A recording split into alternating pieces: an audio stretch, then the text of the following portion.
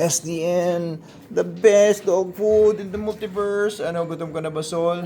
Marami daw nakakamiss kay Sol kasi puro daw resort ang aking mga binablog ng mga nakaraang mga araw. Siyempre, busy po tayo doon sa food park, doon sa pag-open ng resort ulit after 6 months na naka-close.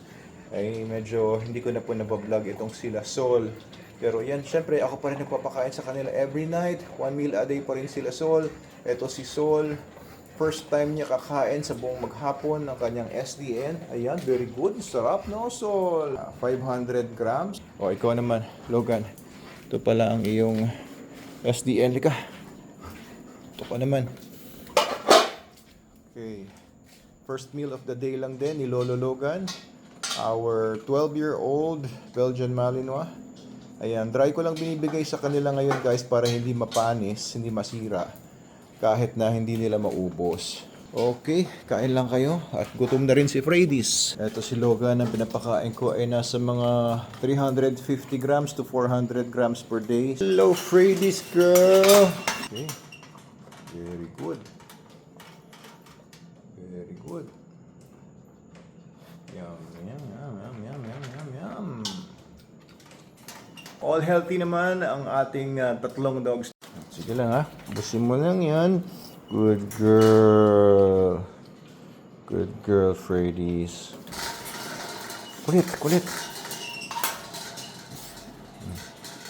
Ang gaslaw talaga nitong babaeng to. Sige, gabi na. It's already 12:30. Kaya iwan ko na siya dyan. Minsan nakaka-guilty din po no? Kapag medyo nabibisi ka sa work, nabibisi ka sa ibang bagay. Kaka-guilty din kapag hindi mo nabibigay yung gusto mong bigay na oras sa mga dogs mo. Nafe-feel nyo rin ba yun, guys? Ano? Papasok ka dito? Okay na. Halika na. Dito, tinutulak niya. Naramdaman ko na tinulak. Ano, Sol? Hindi ka pa tapos? Sige lang. Kain lang.